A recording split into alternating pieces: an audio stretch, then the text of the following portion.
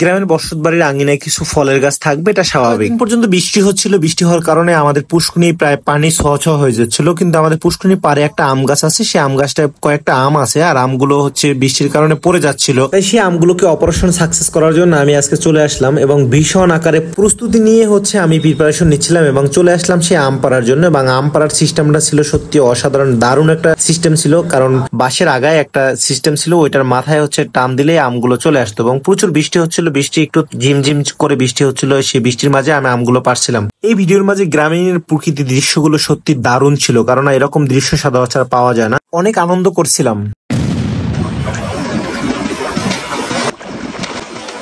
মাত্র যেটা হলো সেটা হচ্ছে পুষ্করিণীর পাড়ায় আমি দাঁড়িয়েছিলাম, আর পুষ্করিণীর যেখানে আমি দাঁড়িয়েছিলাম সেখানে হচ্ছে একটু শ্যাওলা ছিল, যার কারণে আমি এখান থেকে পড়ে যাই। ভাগ্যিস হচ্ছে আমার কিছু হয়নি, আল্লাহ রহমত করছে। তবে আমগুলো পাড়ার দৃশ্যটা ছিল আমার কাছে অনেক সেই, কারণ আমগুলো পড়ে যাচ্ছিল, আমি সেগুলোকে কুড়াচ্ছিলাম। আর এই ভিডিওটা দেখে আমার শৈশবের প্রতিটা মুহূর্তের কথা মনে পড়ে যায়।